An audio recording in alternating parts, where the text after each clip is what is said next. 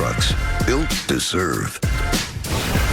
Good Monday morning to everyone. I'm Jenna Wolf alongside Nick Wright, Brandon Marshall, Kevin Wilds. And Kevin, buddy, I never feel for people who are fans of teams and their team loses, but I love you, buddy, and I really genuinely feel bad about what's going on with you. I don't feel bad for the Patriots.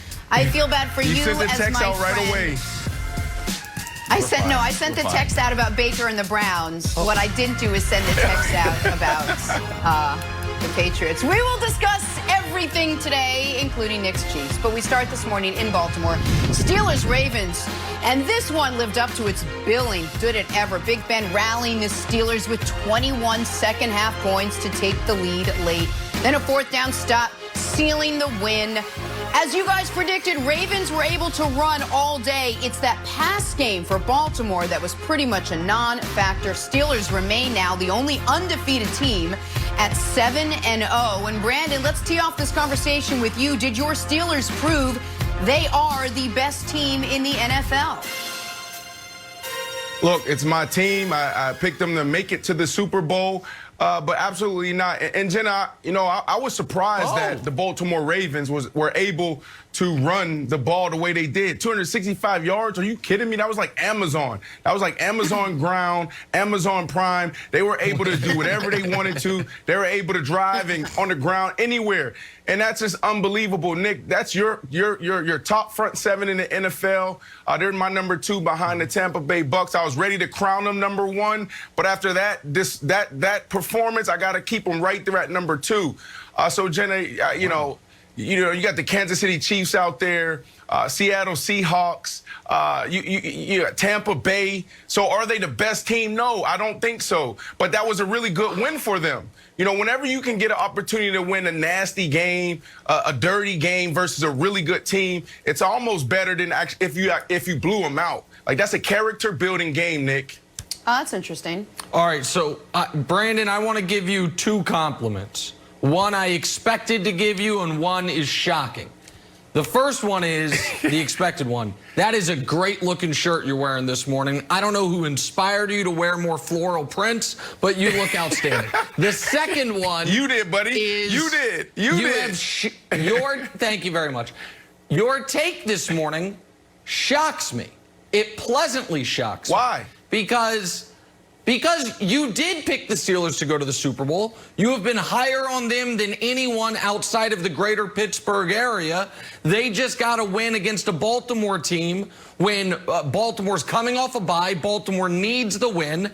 And the Steelers, you look at, and I know Wild's probably going to talk about this, you look at the Steelers the rest of the way, things really open up for them to look at a potential 14-2, maybe even 15-1 season. So I thought you were going to come on here this morning and say, this is the best team in the NFL. And I was going to have to say they're the second best team in the NFL. Listen, they have a great defense. They have a great Hall of Fame coach who might finally be getting his due. And they have an offense that I think is good enough. And there is no team, including the Chiefs, Wilds, that should play the Steelers and feel good about it. But because I do feel like the offense still has its limitations, and I feel like yesterday, as good as Pittsburgh was, the bigger storylines for yesterday was Baltimore's errors and, unfortunately, Baltimore losing their all-pro left tackle for the season, that I can't yet assign them pole position alongside the Chiefs or even ahead of the Chiefs. I know we only talk about the Chiefs when they don't blow people out, so they're probably not on the show today. I haven't checked the rundown. My guess is they won't be mentioned. But the Chiefs Wilds are still the best team in the NFL. Okay, I could buy either take. I think they're both wonderful vacation destinations. You want to go here or there? I'm good with either one. But Brandon, it's actually neither place. The Steelers are 7-0. No, I'm just talking about you trying to choose between 2 wonderful locations. Steelers are 7-0 for the first time since your old buddy Kevin Wilds was in utero. My mom singing me songs about how great the Steelers were. It helps in mental development. So, tell me, I'm going to read off the Steelers' schedule. Where is the loss coming? I'm not saying 15-1 is on the board. I'm saying an undefeated season is on the board. At the Cowboys is a win. Bengals at Jacksonville. Ravens at home. You just had them. Washington, Bills, Bengals again, Colts, and Browns. 16-0 is on the board, Brandon. You buying that, or do you want that to happen? Well, you got Baltimore again, you got the Colts, you got Buffalo, and you have the Bengals, right? Whenever you play in a division, it's always tough. These teams know each other inside and out 100%. 100%. Look how they played yesterday. This is a team that can put up points. Got that one. And you know, when you look at that defensive line yesterday, I want to see, can they get back on track? But the thing that stood out to me, too, and the reason why I'm not high on them today and crowning them the best and ready to put them above the Chiefs is because Lamar Jackson turns the ball over. If he doesn't turn the ball over, it's a different game, Jenna. Right. Well. All right, so let's talk about Lamar's day, because it was sort of bittersweet. Never really got going through the air. Did it on the ground, but he finished with 2 picks, lost 2 fumbles. He certainly owned it, though. Here's Lamar Jackson on what went wrong yesterday. The turnovers, I feel, is the reason we lost the game. I put that on me. The start of the game, the first drive, a pick 6. Then we drive to the red zone, a fumble. Got to get the ball out quick because we know they're dominant up front. And then a pick off the player from the flat, throwing at the mark. Got to clean those up, and I feel we won that game. So that's all to it. All right, Brandon, you think the league has caught up to Lamar Jackson at this point?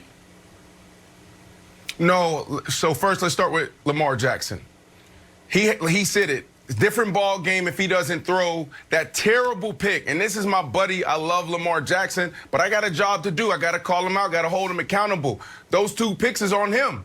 That's on him. But no, the league has not caught up with Lamar Jackson. They owned that game. They were in control. Whenever you can put up 265 yards on the on the scoreboard, on the box sheet, then you definitely control the game.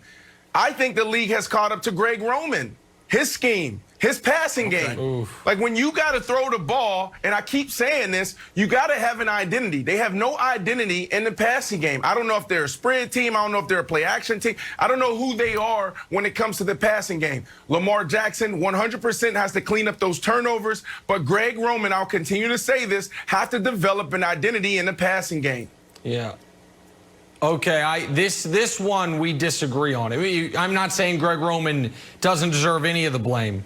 But this is officially a flashing red warning sign for Baltimore. Lamar, I'm going to throw a few numbers at you. Lamar has played 2 games as a starter against Pittsburgh. In those 2 games, he has 5 picks and 5 fumbles.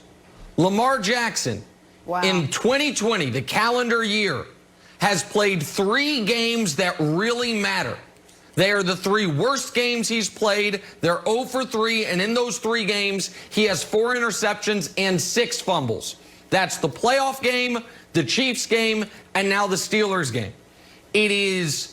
We are getting mounting evidence, Wilds, that while there might not be a single other quarterback in the whole league you want, if your team is up 10 and things are rolling, there might be 10, 12, 15 quarterbacks you'd rather have if you're going to have to throw the ball consistently down the field to get yourself back into a football game.